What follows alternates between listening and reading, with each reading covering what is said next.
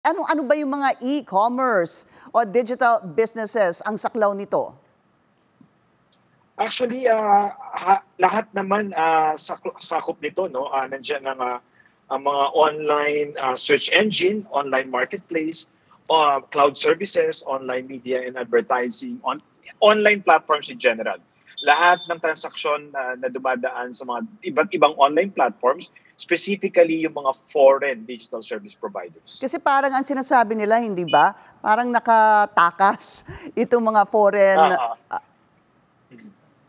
Actually, yung nakatakas is medyo misnomer kasi wala naman talaga hindi man talaga sila rehistrado sa Pilipinas at matagal na pinagdedebatihan kasi kung sinong may jurisdiction sa mga online transactions. Kaya nga sila, legal nilang nagawa na sa Ireland, sa mga tax haven nakarehistro at doon nagdedeklara ng kanilang kita. At sa ngayon ay malinaw na ito na kailangan magbayad na dito sa Pilipinas. Itong mga foreign online transactions or platforms.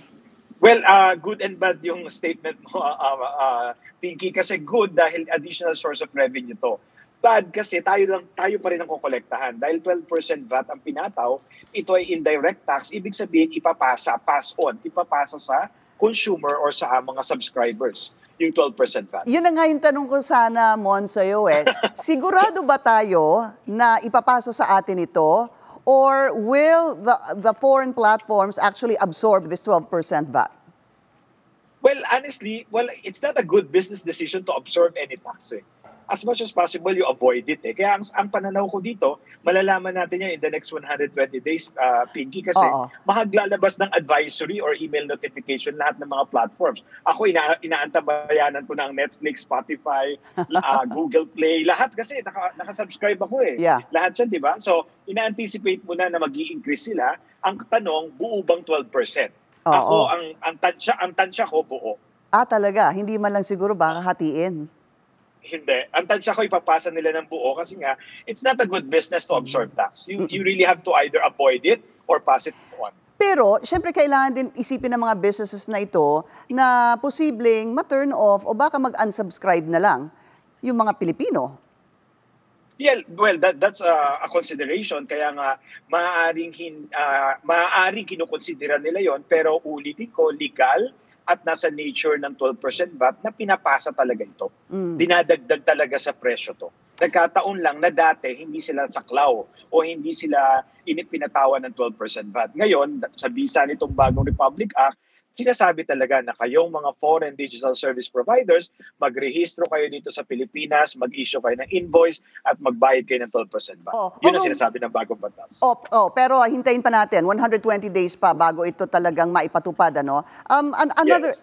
Another thing though is, may lumabas din kasi sa balita na merong ibang mga platforms na posibleng hindi isama dito, especially something that concerns school. I think baka ang Zoom hindi nila ipataw o isama yung 12% VAT.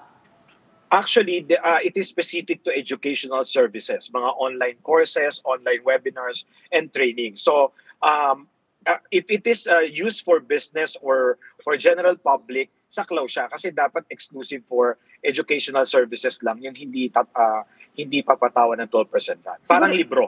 Yung mga textbook natin, hindi siya subject sa 12% VAT. So, Mon, bukod dun sa sinasabing 80 to 145 billion pesos na posibleng ma-generate sa pagpapatupad ng batas na ito mula 2025, maybe up to 2028. Siguro, paliwanag mo na lang sa amin paano makikinabang ang ekonomiya at yung mga consumer na rin. Well, tulad ng sinabi ko kanina, ito ay dagdag na revenue ng gobyerno. Sana ito ay magamit ng tama, pero ito ay malinaw na additional source of revenue. Pangalawa, whether we like it or not, it will level the playing field between the brick and mortar and the online world. Kasi nga, 'di ba, hindi naman lahat e-commerce At nung pandemic nakita natin yung nag-peak siya, nag-hike siya. But merong disadvantage kasi marami sa e-commerce or online transactions, hindi talaga nagbabayad ng buwis. 'Di ba? Yung iba nga dyan nagmamalaki na nakaka 10 million, 100 million a day. Samantalang yung mga malilit na tindahan or grocery, ang laki ng puhunan nila, nagre-renta sila, nagbabayad sila ng tax. Kaya I think it will level the playing field. Ang unintended consequence, dahil 12% VAT, indirect yung pinasa natin, pwede talagang ipasa sa consumer. Tataas ang presyo, ang subscription fees, hindi lang yan posibilidad. Yan talaga ay dapat Sigurado na. i-anticipate na natin. Huwag natin i-sugarcoat. Yan talaga dapat paghandaan na natin. Mr. Mon Abrea, Chairman and CEO ng Asian Consulting Group, maraming salamat sa inyong oras.